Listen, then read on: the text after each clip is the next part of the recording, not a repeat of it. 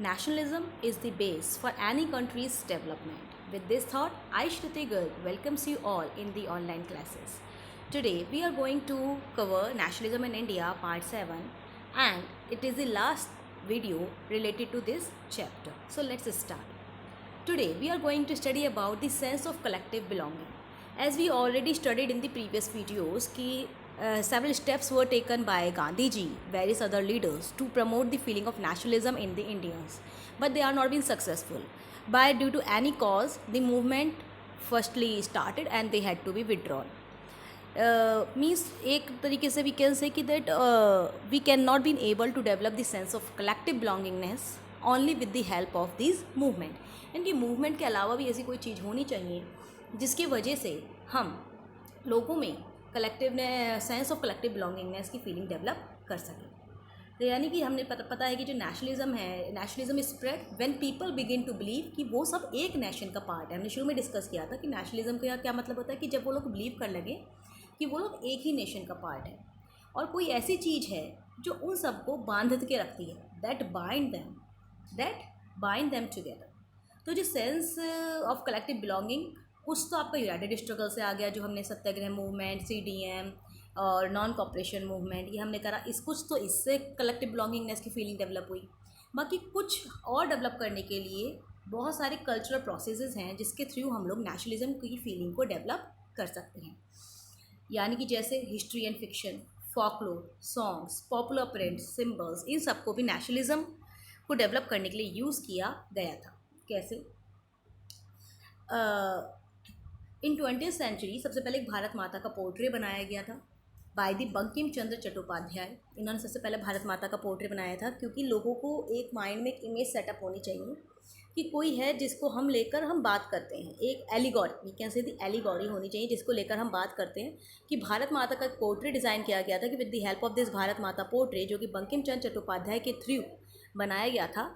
मतलब कि जब हम बात करें इंडिया तो कोई एक इमेज हमारे सामने आनी चाहिए, तो भारत माता की पोर्ट्रे लेकर आए थे.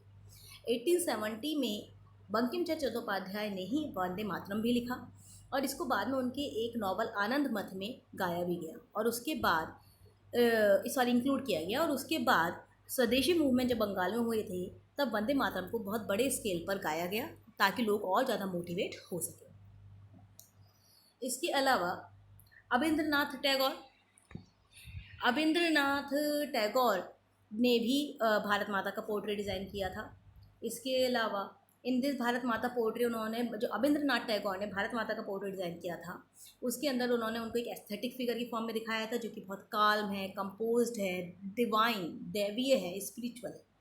उसके बाद वह बहुत सारी भारत माता की इमेजेस बहुत टाइम तक आती रही, जिसको जब इतनी सारी भारत माता की पोर्ट्रेट मार्केट में आई या लोगों ने बनाई तो एक कहीं ना कहीं डेवलप हुआ कि हाँ, कहीं ना कहीं लोगों में नेशनलिज्म की फीलिंग डेवलप हो रही है.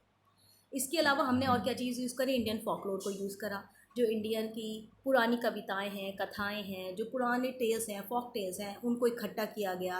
विलेजेस में टूर्स लगाए गए और बहुत सारे लेजेंड्स ने, बहुत सारे सॉन्ग्स हुए, पुराने गीत हो गए, पुरानी कविताएं हो गई, पुरानी स्टोरीज़ हो गई, उनको कलेक्ट किया क्योंकि ये एक तरीके से हमारा क्या थी, एक हमारे ट्रेडिशन को डेपिक्ट करती थी.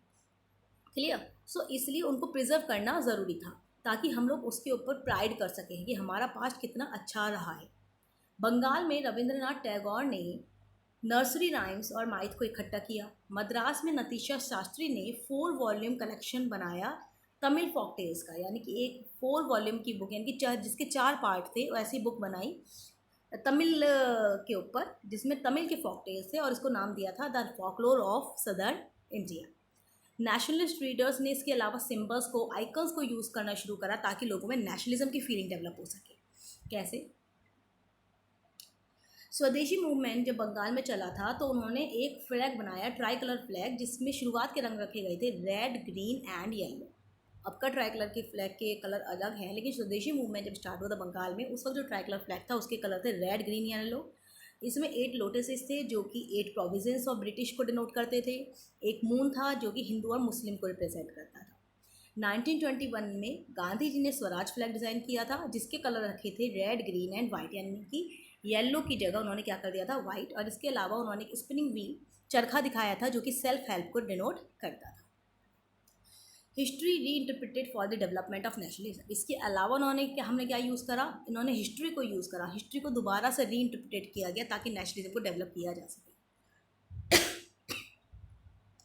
British so Indians and backward, जो ब्रिटिशर्स थे वो इंडियंस को बहुत पिछड़ा वो मानते थे, प्रिमिटिव मानते थे, वो ये मानते थे कि वो अपने आप को गवर्न नहीं कर सकते, वो कॉपी कैट है। जबकि इसके रिस्पॉन्स ने इंडियंस ने बताया कि हमारा जो अचीवमेंट है वो कितने सारे हैं। हमने आर्ट में, आर्किटेक्चर में, साइंस में, मैथ में, रिलीजन में, कल्चर में, लॉ में, फिलॉसफी में, क्राफ्ट में, ट्रेड में कितने बड़े लेवल पर फ्लरिश करा जब तक आप हमारे इंडिया में एंट्री नहीं करे थे। After the entry of Britishers in India, हमारे सारा कल्चर, हमारा सारा ट्रेडिशन, हमारा सारा आर्किटेक्चर, सारी साइंस और सारी मैथ क्या होती चली गई, ड्रेन होती चली गई और डिक्लाइन होती चली गई। Clear? So this is the way by which we can be able to help in developing the collective belongingness among the Indians. Then there is a very important movement carry forward, that is quit India movement. Bharat छोड़ो आंदोलन चलाया गया था। Quit India movement, जिसको हम leave India movement भी कहते हैं, इसको अगस्त मूवमेंट भी कहा जाता है, वो लॉन्च किया गया था बॉम्बे सेशन में ऑल इंडिया कांग्रेस कमेटी के थ्रू, और महात्मा गांधी ने इसे लॉन्च किया था 8 अगस्त 1942 में, जब वर्ल्ड वॉर सेकेंड चल रही थी। और उन्होंने कहा था कि अब हमें ब्रिटिश रूल का एंड चाहिए, हमें बिल्कुल ब्रिटिश रूल नहीं चाहिए और आप हमारे देश को छोड़कर चले जाइए, इन 8 अगस्त 1942। क्रिप्स मिशन फेल हो गया था। क्रिप्स मिशन क्यों फेल हुआ था? क्योंकि वर्ल्ड वॉर फर्स्ट में जब इंडिया ने ब्रिटिशर्स, इंडिया के ऊपर फर्स्ट वर्ल्ड वॉर के टाइम पर भी इंडिया के ऊपर ब्रिटिशर्स का रूल था, और हमने शुरुआत में पढ़ा था फर्स्ट लेक्चर में कि कैसे कैसे इंडिया की फाइनेंशियल कंडीशन को लॉस हुआ था, लेकिन उस वक्त भी इंडियन आर्मी ने मदद करी थी। That's why Britishers able to win the first world war. Now this time also उन्होंने सोचा कि हमें क्या कहते हैं, इंडियन आर्मी की मदद लेनी चाहिए, तो उन्होंने क्रिप्स को भेजा था इंडिया कि आप इंडियन आर्मी का सपोर्ट लेकर आइए, लेकिन वो फेल हो जाता है। एंड ऑन 8 अगस्त 1942 गांधी जी एक लोगों को में पुकार भरते हैं कि डू और डाई की कंडीशन है कि करो या मरो, और क्विट इंडिया स्पीच में वो डू और डाई का नारा देते हैं। The all India Congress committee एक बहुत बड़े लेवल पर मास प्रोटेस्ट ऑर्गेनाइज करती है on the basis of Gandhi ji and orderly British withdrawal from India, कि भाई आप ब्रिटिशर्स इंडिया छोड़कर चले जाइए। इवन दो ये वॉर थी, the British was prepare to act.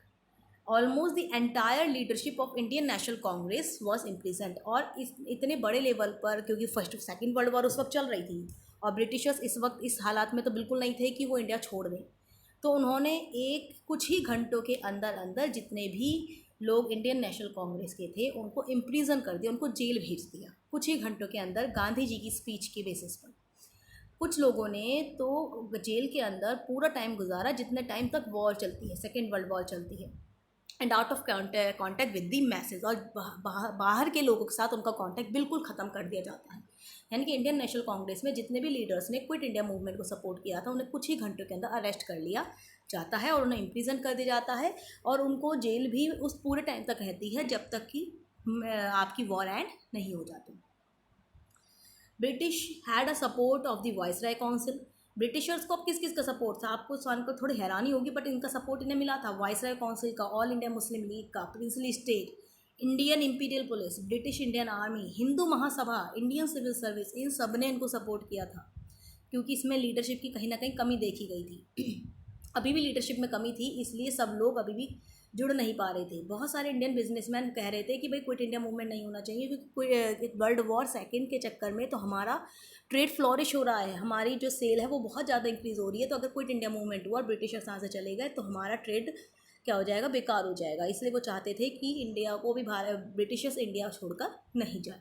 तो many Indian businessman profiting from the heavy war time, इसलिए वो बिल्कुल नहीं चाहते थे कि क्विट इंडिया मूवमेंट होना चाहिए। बहुत सारे स्टूडेंट्स ने सुभाष चंद्र बोस को attention the, who was in exile, और उन्होंने एक्सिस पावर को सपोर्ट किया। बहुत सारे अमेरिकन्स की तरफ से भी हमें धीरे धीरे सपोर्ट मिला। क्विट इंडिया मूवमेंट एक काफ़ी इफेक्टिव रहा, लेकिन लगभग 1 साल ब्रिटिशर्स को लग गया इस क्विट इंडिया मूवमेंट को सप्रेस करने में। At last they said that कि जब तक वॉर का एंड नहीं हो जाता तब तक तो कम से कम वो लोग इंडिया छोड़कर नहीं जाएंगे। So this all about this chapter. I hope you will all enjoy this chapter and it will help you in understanding how nationalism developed in India. So if you like the video, then please subscribe the channel. Thank you.